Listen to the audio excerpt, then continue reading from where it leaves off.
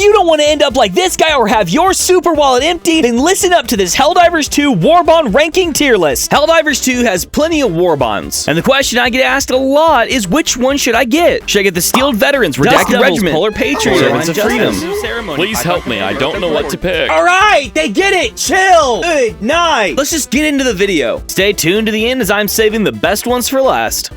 Our number 19th spot is the Viper Commandos Warbond. This is for people who love jungle warfare. The reason this Warbond is so low is because the gear is painfully underwhelming. We get a light and heavy armor set that gives us a passive that grants us 40% more melee damage and improves weapon handling. The Liberator Carbine is exactly what it sounds like, a faster firing rate, higher recoil version of the game's standard AR. It performs mildly decent on terminated planets, and it's pretty balanced, but nothing interesting comes from it. It's very basic and boring, and with its recoil rate, I cannot with it. This is our secondary shotgun. It's so sadly disappointing. It tries to delete the closest thing standing next to you, then has a horrible reload time, which is crucial for a sidearm. It's got 3 chambered shotgun rounds that you can shoot individually or change to blast all at once. Pretty cool, but nothing that makes me want to buy it. The Viper Commando player title, and behold, the worst throwable in Helldivers 2. I understand, Jared, that you love these and they're cool, but this isn't an aura tier list, it's a value tier list. Which brings us to today's sponsor, Great Value. I'm kidding. And the throwing knives don't bring much value to anything. Yeah, you get 20 and you can throw them and it hits. These do literally almost nothing and they waste a grenade slot! And one of the best boosters in the game, the Experimental Infusion. This booster affects your stems. The one on the left is Experimental Infusion, while the one on the right is not. It provides a couple additional buffs besides just healing. It gives you a sizable damage resistance buff and increases your maximum sprint speed. Would I personally buy this Warbond just for this booster? Yes. But spending that much money for one item is just ridiculous. This Warbond is very disappointing and underwhelming. It's just not worth it. Number 18 is the Geneva Convention Violator Chemical Agents Warbond. Our new light armor set gives us an 80% resistance to gas damage and effects. And one of the best throwables in the game, the G4 gas grenade. Dude, I cannot express to you how good these grenades are! They essentially shut down the function at a bug breach. They send hordes of Volus insane and chargers ramming through your neighbor's front door. They have a damaging poison over time effect while absolutely fucking their targeting system. Moving on to page 2, we have the Sterilizer. I know that everybody fucking hates this and I'm not exactly sure why. Whenever there are hordes of enemies around you, you're supposed to pull it out and spray all of them with the gas effect and then swap back to a different weapon to finish them off now that they have no idea what planet they're on. This support weapon, just like the gas grenades, does poison damage over time, sending its victims into a confusing, blinding rage. The Sterilizer's alright. There are a lot of other support weapons I do prefer over this. On its own though, it's not awful. I just personally would not make this my go-to. The AF-02 has Master Heavy Armor with Advanced Filtration Passive and the P11 Stem Pistol. I mean, it's pretty self-explanatory. It's a 6-shooter stem pistol. Other than that, you miss 90% of your shots because this gun reminds you how ass you are at the game and how your teammates never stand still! If I'm asking you to stay still for half a second so I can heal you, I need you to listen! I hate this stupid The Expert Exterminator title, and your little buddy, the Dog Breath Rover Guard Dog. I don't fucking know, damn. Like most gas status effects, the Guard Dog is a little weird. It does a minimal amount of tick damage over time, but mostly keeps enemies away from you. Infecting its victims with schizophrenia, they have no idea who you are, where they are, or what's going on. Meaning they'll kind of scramble away from you and have no idea what they're doing, which for me, the purpose of a rover backpack is exactly that, to keep enemies off of me so I can focus on my targets. If you love assisting teammates in a sense to make the mobs easier to control and keep hordes under your fist, then the Control Group Warbond's for you. But if you want something that just has raw damage output and no fancy effects, I would not recommend this. Have you ever wanted to roleplay as Super Earth's finest cops? Then number 17 is on our list for you, the Force of Law, giving us 2 different armor sets, the BP-20 Correct Officer with the Ballistic Padding passive. We have a slightly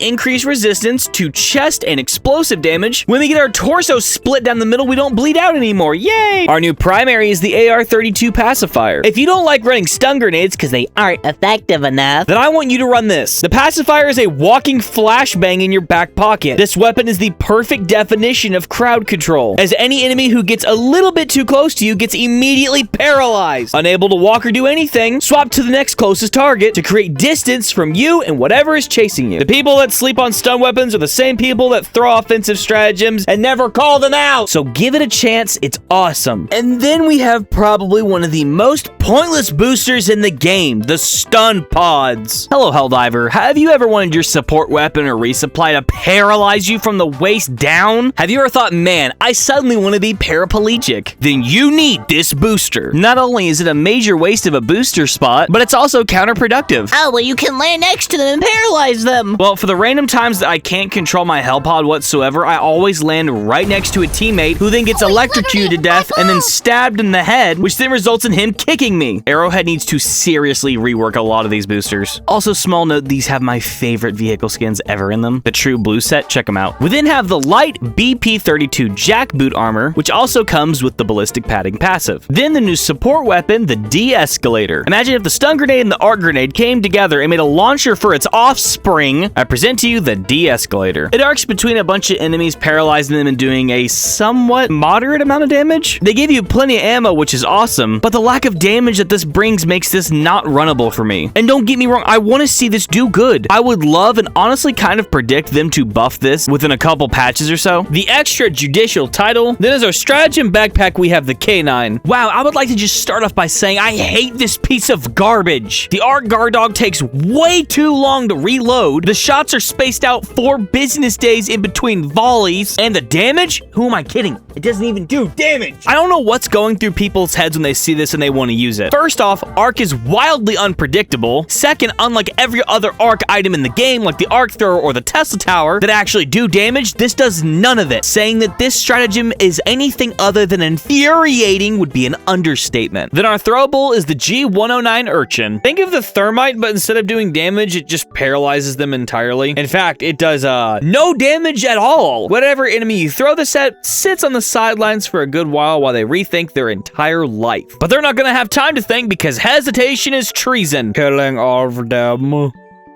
The basic function of this throwable is to let you pick and choose the enemies you're fighting against. Do you need some to take a seat while you worry about other ones? Then the Urchin's for you. It can keep enemies stunned and paralyzed for up to half a minute. It is not one of my personal favorite throwables, but if that sounds appealing to you, then you would probably like this Warbond. I would tell you honestly, don't get this. As far as the amount of items like primaries and backpacks and functional weapons, it has a decent bit, but the playstyle this Warbond's going for is not my cup of liberty. Number 16. The Truth Enforcer's Warbond is for those who do not want to waver when hunting down the enemies of democracy and dissidents. Quick side note, my favorite skins in the game come from this, so probably the hottest topic on this channel, the SG-20 Halt Shotgun. I cannot understand why the community loves this shotgun so much. I had a couple people tell me it does good against the Predator strain, which the armor-piercing rounds do in fact do. It grew on me a little bit in that area, but taking a top-down view at this, I cannot understand it. Swapping between stun rounds and armor-piercing rounds make no sense when I'm in the middle of fast-paced combat. Even with the autocannon, I don't swap back and forth between programmable rounds. Now, if they added a button to quickly swap back and forth between both kinds, that's a different story. But for my primary taking that long, absolutely not. The stun round does the damage of a wet napkin, and the armor-piercing, yes, even though it's doing maximum damage, that maximum damage is still awful. I hate this piece of junk. Smoking 337 packs of cigarettes at once will kill you, so will the dead sprint. How could I forget one of the most useless boosters there is? One time, only one time I have ever seen somebody unironically use this booster. The premise of it just isn't functional. After you run out of stamina, you are able to continue sprinting if you so wish, but this time it's gonna cost your health. With the amount of mobility stratagems that have been added to the game since this booster's launch, I don't really see a need for it. Now, if it applied to some melee weapons, that's a different story, but it does not. There is a little bit of a booster meta at the moment between like the 4 best ones, and all the other ones don't even measure up close, so I expect them to get reworked soon, but for now, it's mid at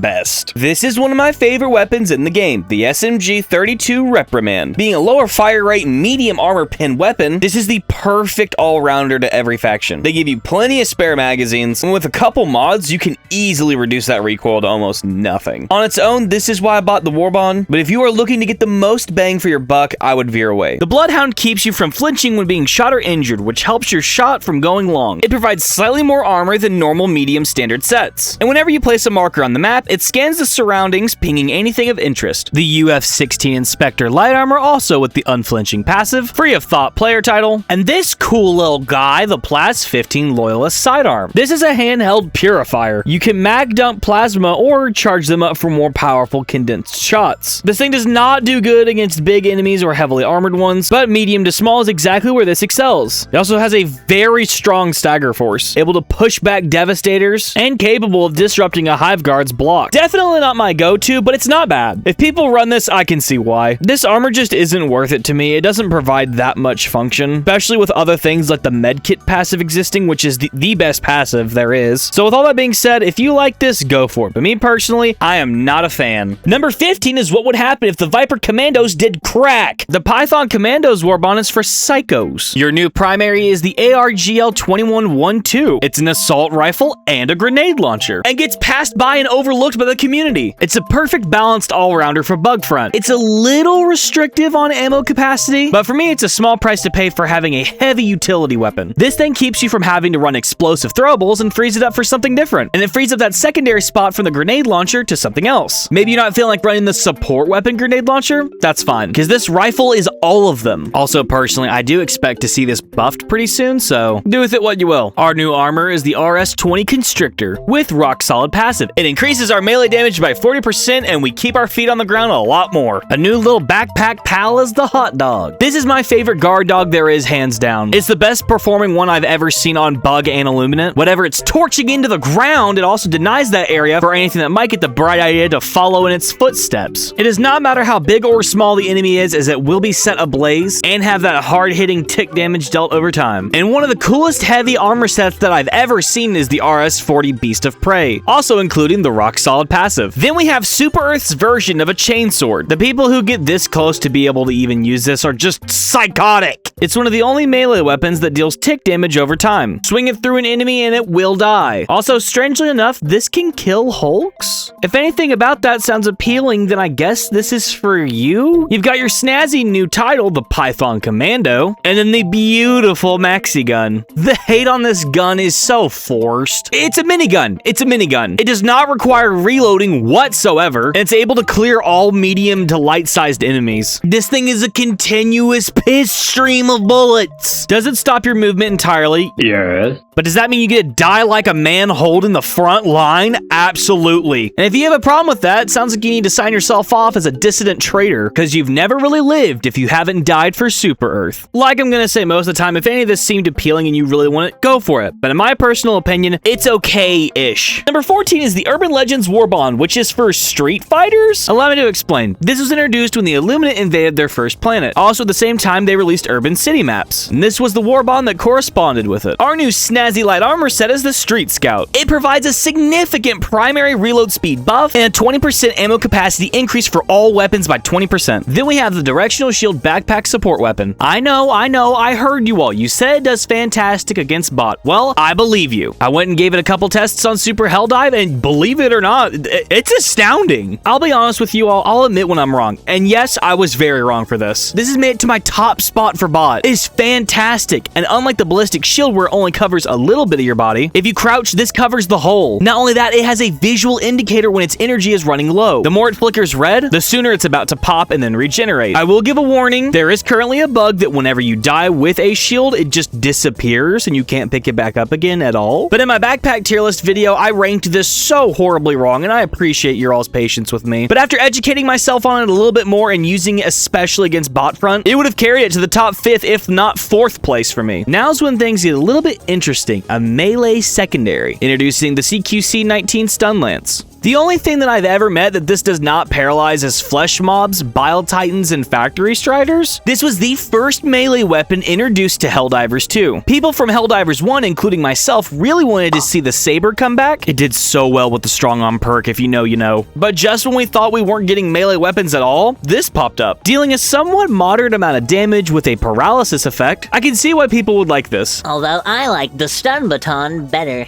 If you're a Warhammer fan and understand that the Imperium puts guns on literally everything, well, your resupply pod can now gun down the enemy. Fair warning though, it has the constitution of a Dairy Queen Blizzard cake. The only thing powerful enough to be able to conquer its health pool would be a mild breeze. I'm not even joking, the health is virtually non-existent. But on evacuate high value asset missions, this does great. This is one of the few boosters that is not in the meta that I actually do see being ran a time or two.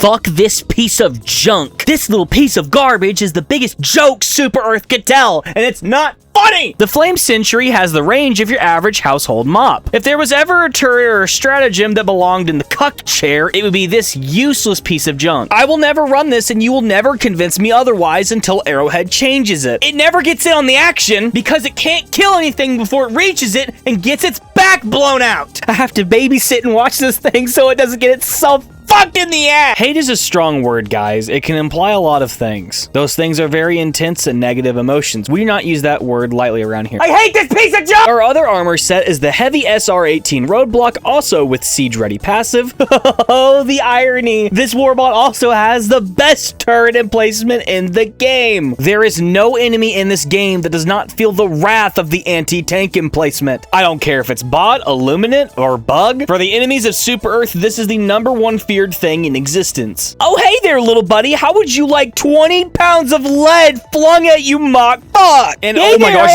Carl, move. Sorry. Where am I?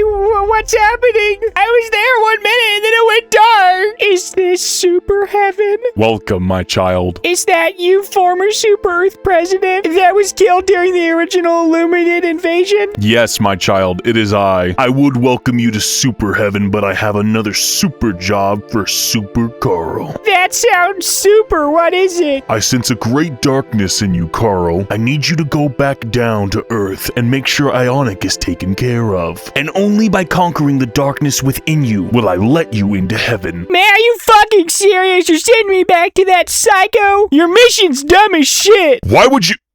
Fuck you, die. No, I'm going to hell! Oh, I'm back on Ionic Super Destroyer? Oh, it's the same thing, okay. And to wrap up the Urban Legends Warbond, we have the Super Pedestrian Player title. This one comes with plenty effective gizmos and gadgets, so overall, I'd say it's decently worth it. If you've dreamed of aura farming and being a decorated hero, the Masters of Ceremony Warbond is for you. Not only does this medium armor set look amazing, but the performance is through the roof. We get a significant reload primary speed buff, and a massive chance to reduce all of our limbs breaking and our chest ripping in half. We also see a slight melee damage increase. Your new primary is the R2 Amendment Marksman Rifle. This semi-automatic bullet spewer's crazy. Having a decently good scope and being the Constitution's better older brother, it has an affixed bayonet on the front of it. So if you run out of ammo and mid-reload, just stab whatever's assaulting you in the face, and you're good to go. It's a little restrictive on the magazine capacity size, but they give you 8 mags, so get over it. Also excels with medium to light enemies. The RE-1861 Parade Commander, that comes with the same passive as earlier, and the beautifully decorated CQC-2 Saber. One of the most aura-filled weapons besides the Super Earth flag itself, this melee is very fun to run. There's nothing super special about it. It's a sword, it looks cool. If you like it, get it. One of the best support weapons in the game, the One True Flag. I'll break satire here for a moment because I want you all to actually spend your money wisely. It's a melee that as of yesterday had a patch come out where it attracts enemies towards you. Nothing insane, but it's cool. Now some of you more experienced people might be wondering why I have this Warbond so high. Well, the reason being is because it does have a wide variety of things to use in it, but also the sample scanner booster. You brave new young cadets are going to be wondering how in the world do people actually unlock the boosters on their ships? Well, back in my day, we didn't have fancy boosters to help sample, so consider yourselves spoiled. Just kidding, I love all new recruits. The sample scanner gives a 15% chance upon sample pickup to double the amount of said sample pickup. Then we've got our decorated hero player title, and then the second best throwable in the game in my opinion, the G14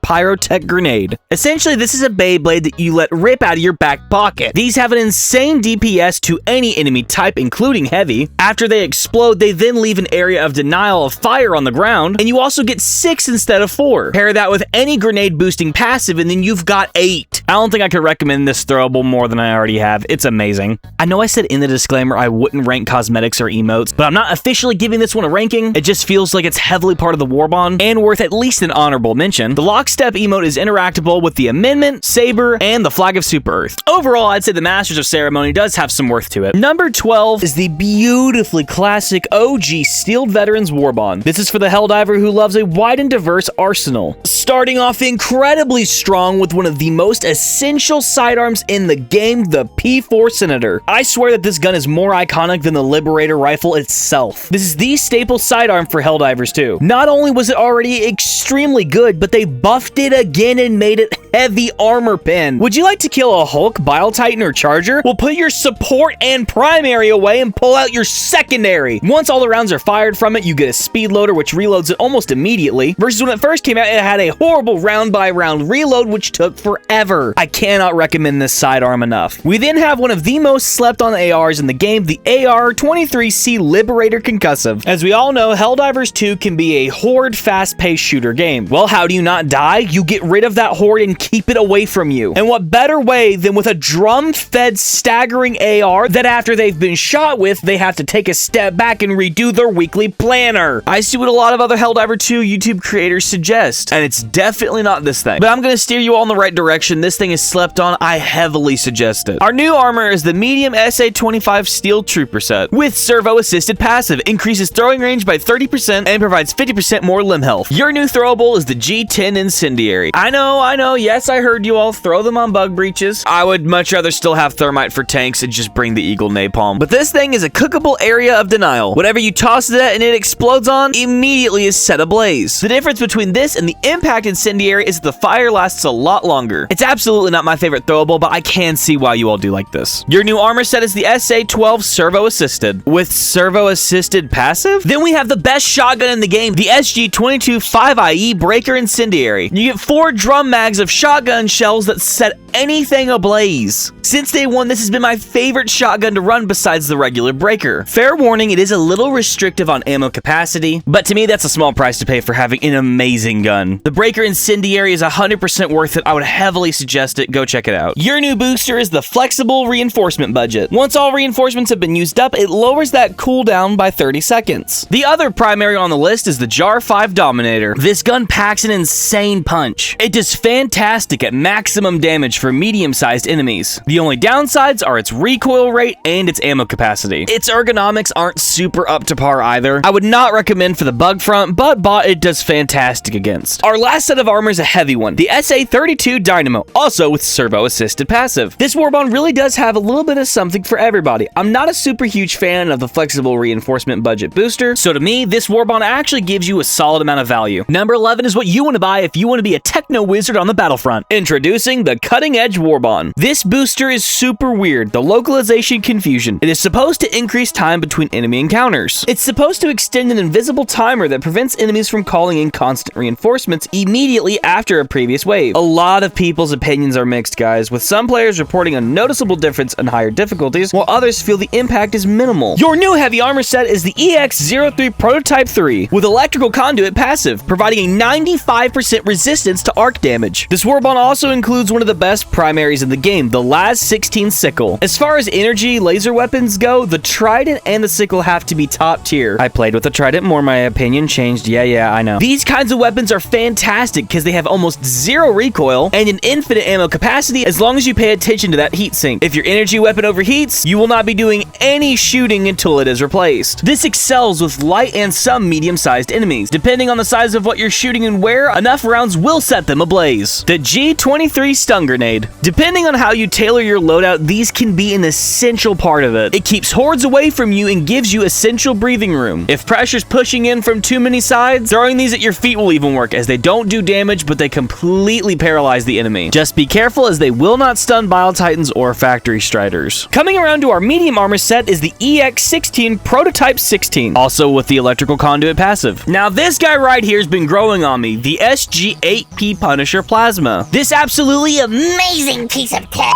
This absolutely amazing gun somewhat functions as a mortar. It shoots explosive plasma at a high velocity, blowing up everything in its range. Although it may look like the Slugger, Punisher, or Cookout, it does not have a round-by-round reload, which makes this even better. This weapon excels on every single front. It has a good ammo economy, a great damage output, and an amazing AoE effect. Just be careful not to shoot anything too close to you, as it can blow you up. The ARC-12 Blitzer I originally hated, but I don't know, something about it has been impressing me as of late. It's supposed to be an arc shotgun, and it functions a little bit like an arc thrower, with less armor penetration, less damage output, but a way faster fire rate. I've never really been an arc thrower fan or a fan of much arc to begin with, as my teammates have have no idea how to be aware of their surroundings, get themselves killed, and then get me kicked from lobbies. But this one actually impresses me. I love the stagger force that it has and the slight paralysis it inflicts upon enemies. I can't believe I'm saying this, but I'm actually suggesting an arc weapon. Behold Super Earth's most expensive laser pointer, the Last 7 Dagger Sidearm. I'm absolutely not a fan of this at all. It doesn't really have that good of a damage output, and with so many other utility heavy sidearms existing, I just can't bring myself to use this. Now, if you love laser everything, then go for it. I am not here to stop you, but for my personal take, with all the other Warbonds existing that have a way better value than this, I just can't bring myself to encourage people to use it. Our light armor is the EX00 Prototype X, with, you guessed it, the electrical conduit passive. This Warbond has a lot of interesting things to offer, but just like the Steeled Veterans, both of these passives just aren't super great to me. The passives for these really undervalue the Warbond for me, so overall, I'm giving it a decent. Number 10 is calling all Pyromaniacs and Salamanders from 40k, the Freedom Flame Warbond. Up first is our light armor, the I-09 Heat Seeker, with the inflammable passive that gives us a 75% damage resistance to fire and allowing the bearer to rest assured in their inflammability. The SG-451 Cookout is one of the best shotguns for bug. The Breaker Incendiary is a spray and pray hope you hit something, while the Cookout takes all that power, concentrates it into a lower fire rate, and then ramps up the stagger force. Every enemy you hit with this basically feels like you're just flash boiling them on contact. I'm not a big fan of round by round reloads for primaries, but the Cookout gets away with it because its stagger force is insane, its tick damage over time with the fire is incredible, and it's just awesome. We got the heavy I-102 Draco non-armor, also with the inflammable passive. One of the most versatile primaries in the game, the Flam 66 Torture. Not only does it damage every single kind of enemy, light, medium, heavy, tank, it is also a constant area of denial. It lights the ground ablaze, so anything that tries to walk towards you or through it immediately starts taking damage. If you like the flamethrower support weapon, but you want to use something else while also still having that pyromaniac glee, then the Flam Torture is for you. Against Illuminate or Bug, I cannot recommend this more. Oh wow, Firebomb Hell Pod. Same thing as the stun, but instead it throws fire everywhere. You're such a stupid booster, I hate you. The P72 Crisper Sidearm. What is essentially the same thing as the Flam Torture, just in a tiny, more compact version that has less fuel. It's nice because if you want to run a flamethrower while not using it as your support weapon or your primary, you can now use it as your sidearm. Then we have the Fire Safety Officer title. Flame will always have a special place in my heart in Helldivers 2. I really do think that this Warbond is decent and worth it. If you want it and any of that sounded appealing to you, go check it out. Number 9, the Polar Patriots. Is it getting chilly in here or are you just that cool? That was fucking stupid. Up first, we have our heavy armor, the CW36 Winter Warrior, with the servo-assisted passive. I love this gun, the AR-61 Tenderizer. What's not to love about it? It has an adjustable RPM mode, a 100-meter scope, and 3 different firing modes. It excels with lightly armored enemies and some medium in their weak spots. Also, fun fact, it has almost 0 recoil. The Motivational Shocks Booster, which allows all Helldivers to recover faster after being slowed by an attack, such as acid, does not mitigate area effects such as EMP strikes. I wanted to do a side-by-side comparison to see which one worked better. The one on the left was the Motivational Shock, while the one on the right was not. I didn't notice this till I actually used it. There's a good bit of time that it shaves off from these slowing effects. But to me, is it worth it over something like Hellpod Space Optimization? No. The SMG-72 Pummeler Submachine Gun. While being similar to the Pacifier with its stunning capabilities, it packs a little bit less of a punch, but it's one-handed, meaning it works with directional shields, jump packs, carrying the SSD objective, all while letting you carry your primary. To me, it is the most versatile SMG, and it really helps keeping things off of you. Our other armor set is the CW22 Kodiak with the fortified passive. Further reduces recoil when crouching or prone by 30% and provides a 50% resistance to explosive damage. Then we have the G13 Incendiary Impact. These grenades are an immediate area of denial, working against small and heavy-sized enemies. They cover your tracks where you need and keep unwanted little pests off of you. We then have the CW4 Arctic Ranger Light Armor with the Scout passive. Markers placed in the map will generate a radar scan every 2 seconds, and it reduces the range at which enemies can detect the wearer by 30%. Unlike my first video, which I'm sorry, I will not be getting the Purifier and the Scorcher confused again. Behold, the Plaz 101 Scorcher. I'm gonna say this right now, these are so hard to do ranking-wise. There's so many good guns in all of these different Warbonds, and the Purifier is definitely one of them. Being able to mag dump plasma or charge up an explosive shot, this is perfect against crowd control or precision where needed. Having the perfect balance of a good damage output and insane stagger rate, the Purifier is definitely on the top of my list. It feels solid against every front. It's a little restrictive on ammo capacity, but it makes up for it in the insane stagger force. Behold, the P113 Verdict Sidearm. Imagine if the Steve Standard issue sidearm, the Peacemaker, packed a little bit more of a punch but a lower ammo ammo capacity. Also, whoever they have in charge for sound design did a fantastic job with this sidearm. The feeling of it is very satisfying. But enough about looks and sounds. How does it actually perform? It does decently good against all factions. When I think of the words balanced sidearm, I think of this. It's perfect for any case scenario, and with its semi-auto fire rate, you can go a little trigger happy with it. I personally believe that the Polar Patriots has a little bit for everybody. If you've wanted to be put on the Hall of Fame and die as a martyr for Super Earth, then the Servants of Freedom is your Warbond. In our number 8 spot, we're starting off with the IE-3 Martyr Armor with the Integrated Explosives passive. The armor explodes 1.5 seconds after the wearer dies, increasing initial inventory and holding capacity of throwables by 2. Meaning not only can you close more bug holes with the extra grenades, but if you run out, just throw yourself in the bug hole. Jimmy's mom is my bug hole.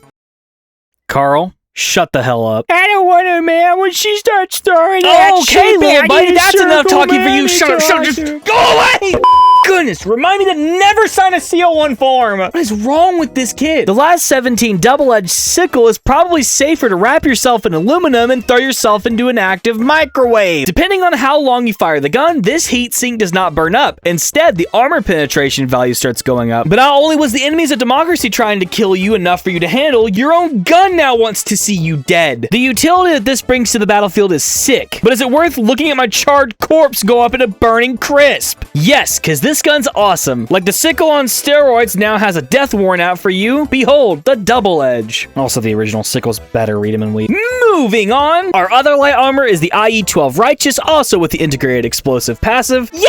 It's time to do my favorite sidearm! The GP-20 Ultimatum. This beautiful sidearm is the simple man's specialty. Point it at something, aim it upwards because it has no range, and big boom. This is anti-tank denial pulled straight out of your fucking ass. Word of caution, you do only get 2 shots, but to me, that's all you really even need. It one-shots Chargers, Hulks, War Striders, and if you get them in the right place, Bile Titans. I run the Ultimatum constantly. Back in the day, it used to be able to take out detector towers, which was awesome. Ooh, and it used to be able to one-shot stratagem jammers. But we had too fun and got too silly. Oh my gosh. Okay, cadets, be careful with this one. You know those big things that you call down on rogue science stations? Or big POIs that need to go boom? Yeah, the Hell Bomb. Well, get ready to turn yourself into one. These will one-shot everything in the game except Hive Lords. The radius is ridiculous, the damage is astounding, and the aura has been farmed. This thing is a ton of fun to bring and has brought me and my buddies many a laugh together. This is one of my favorite backpack stratagems ever. It's just funny. Your new player title is the Servant of Freedom, and your new grenade is the G50 Seeker. Word of caution, these currently do not work. Yes, I love you all. I heard you. You can ping the enemy you want it to attack and it will fly into it. They used to work and they were so funny. Batman, I told you I can only reverse time in emergency. Superman!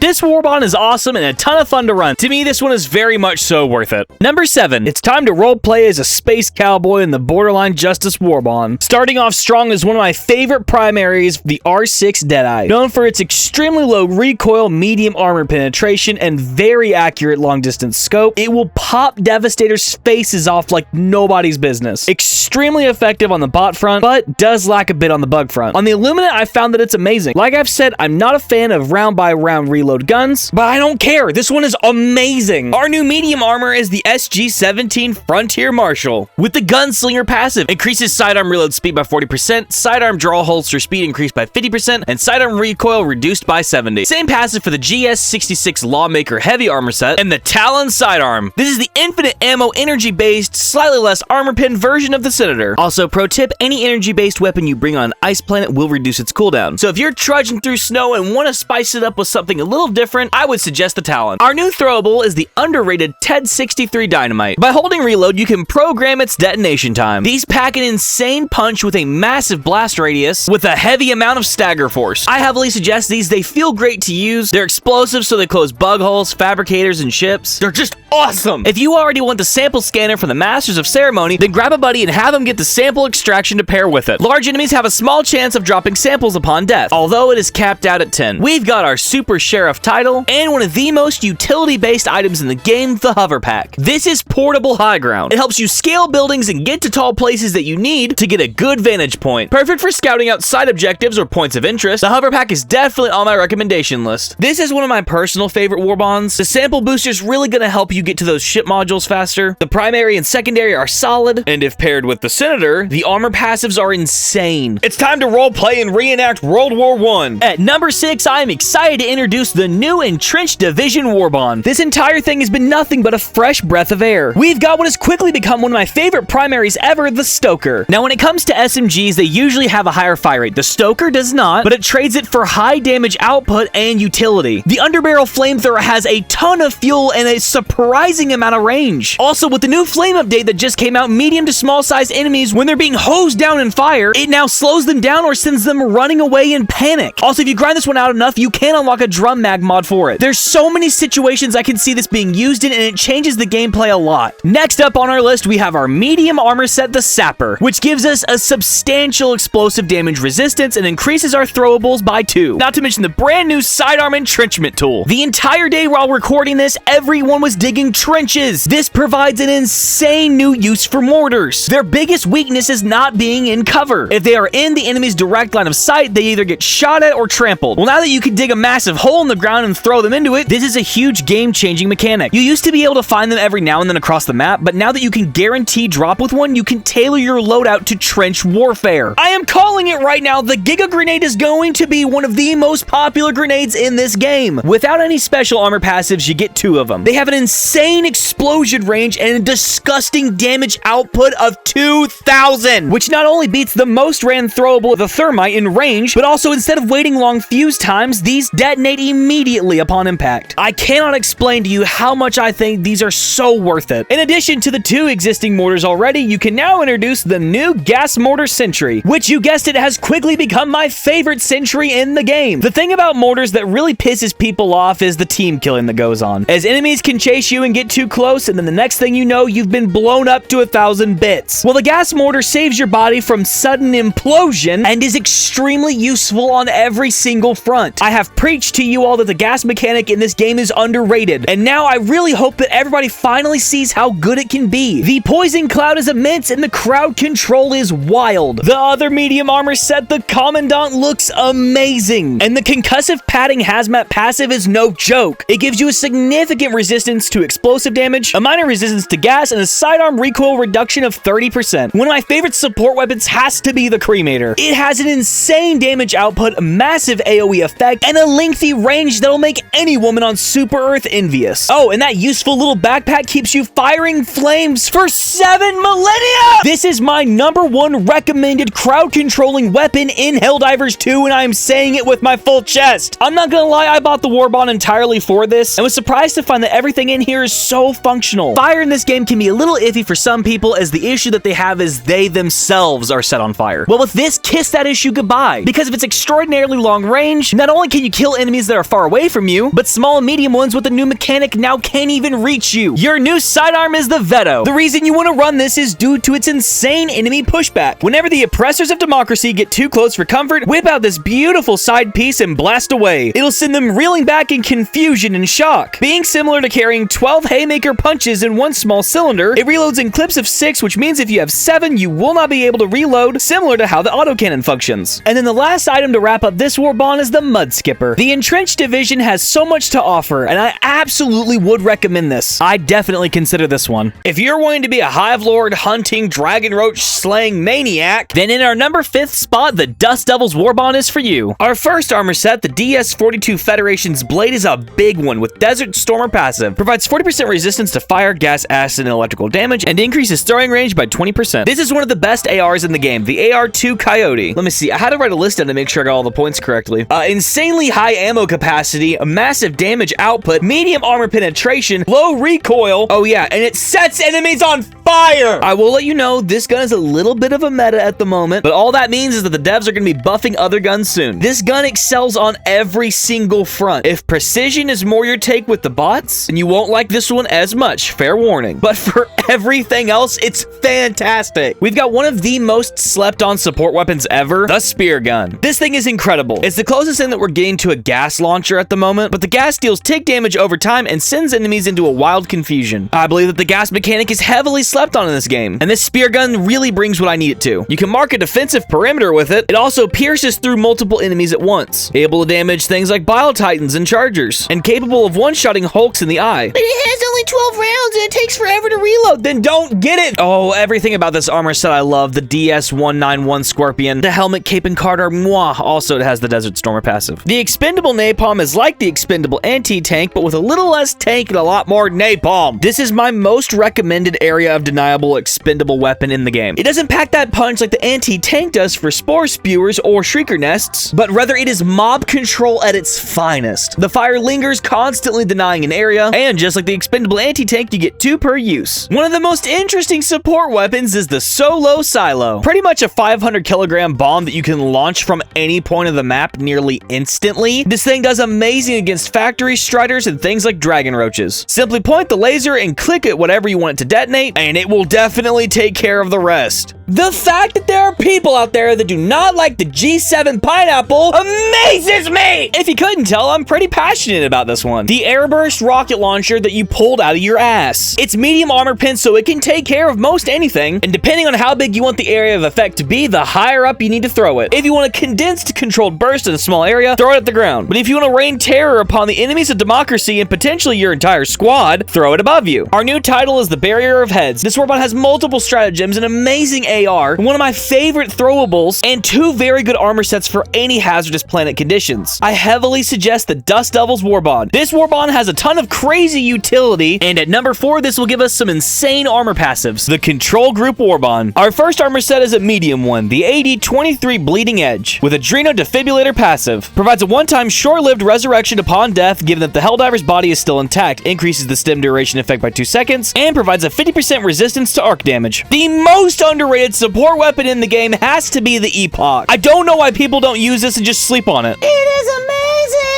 This thing puts one of my favorite support weapons, the Rail Cannon, to shame. You get 4 plasma canisters, and each one holds 4 shots each. It is capable of 2-shotting dropship thrusters, killing factory striders, obliterating bile titans. It excels as the best anti-tank weapon for every single front. It will violently explode in your hand if you do not pay attention, but there is a distinct whining sound cue it gives right before it does it. Time your shots for a high-risk, high-reward weapon. The Epoch is amazing. It doesn't take up your backpack slot like the Spear or Recoilless, and has a better ammo economy than both of them. Behold, Super Earth's nightmare of a conglomerate of weapon, the VG-70 variable volley gun. Think of this like the Modulus Nerf gun when it first came out. It is the most versatile for everything. Not only can you change the scope and attachments, but you can also change the RPM and the type of mode it fires in. The ergonomics are a little bit low, but I do love this weapon. Our heavy armor is the AD-49 Apollonian, with Adreno defib as well. Everything in this Warbond is carrying it so hard that I'm overlooking the fact that the laser sentry's in it. For those of you all who do not know, the laser sentry is my sworn enemy that I've hated ever since it was born. Not only does it do a horrible amount of damage, but it blows itself up. Oh yay, just what I needed, a defensive stratagem that's suicide.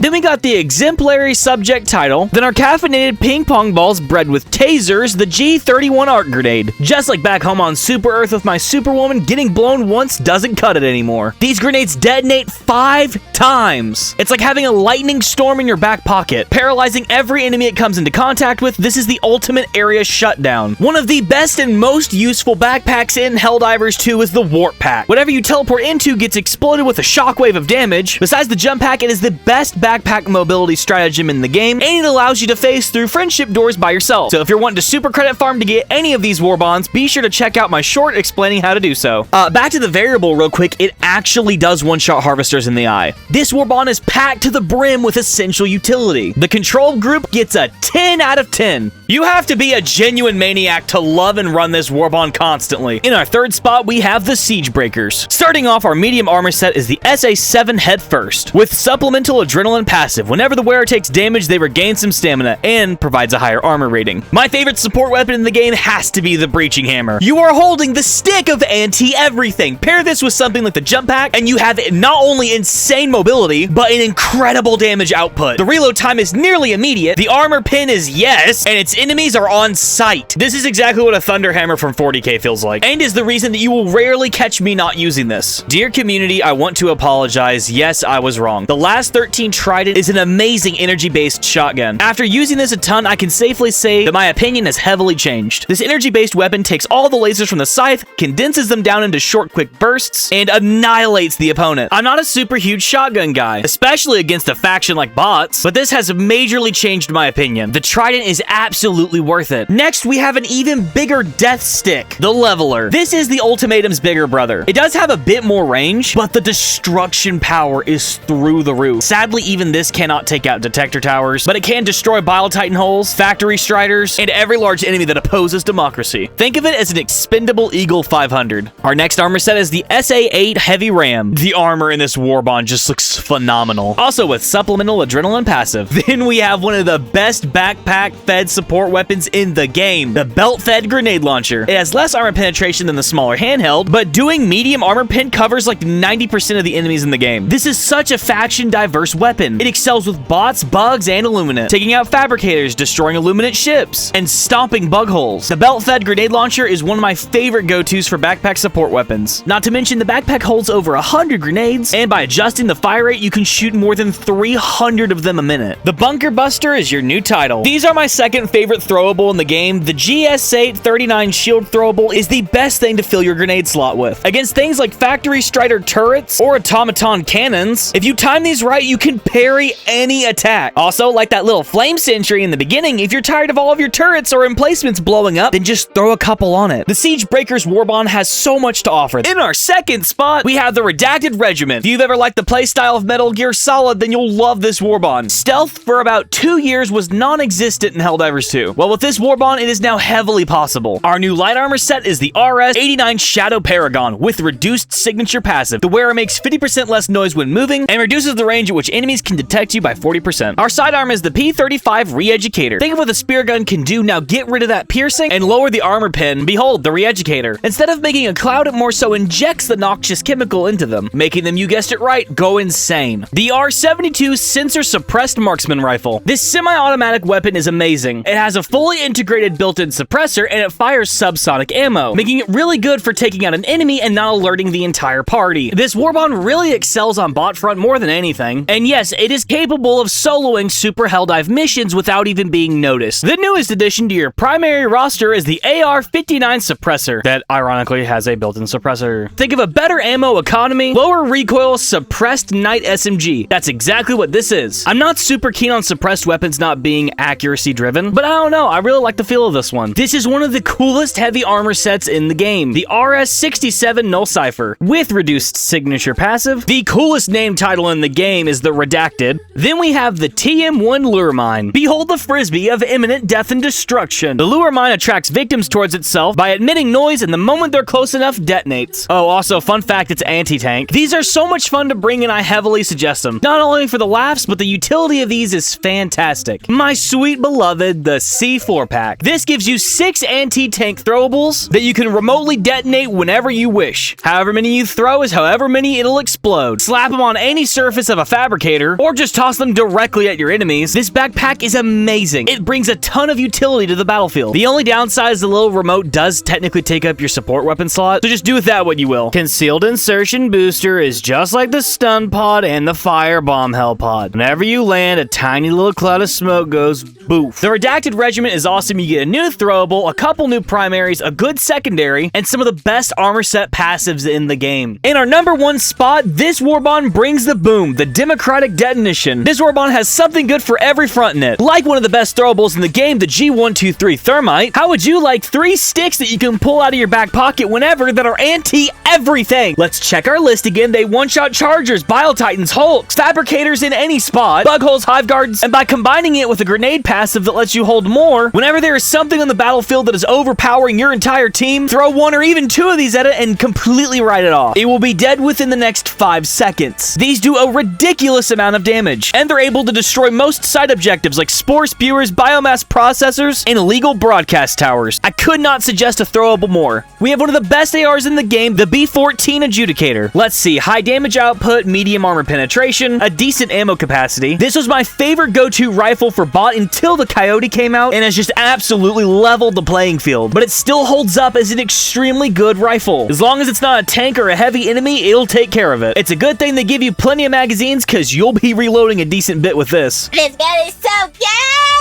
Please help me, I'm losing my mind. I'd absolutely recommend this overlooked primary. Our new medium democratically based armor set is the C427 Groundbreaker with the engineering kit passive. Further reduces recoil when crouching or prone by 30 and increases initial holding capacity of throwables by 2. This explosive sniper is the R36 Eruptor. You Eruptor fans are relentless, and I love that dedication. This sniper shoots shells that act as frag grenades, exploding on impact and impaling everything around it. Be very careful when trying to give your teammate cover fire if something is chasing them, as you could accidentally do what I've done a lot, which is blowing them up. It also has a 200-meter scope. It can take out illegal broadcasts, close bug holes, and blow up fabricators if you shoot their vent. This thing is fantastic. If we're being honest, Pelican 1 takes way too long to get to the evac point. That's where this booster comes in handy, the Expert Extraction Pilot. This booster reduces the time that Pelican 1 takes to land. On the left, we do not have the booster, and on the right, we do. It reduces it by over 30 seconds. And as far as light armors go, this is one of my favorites, the CE-07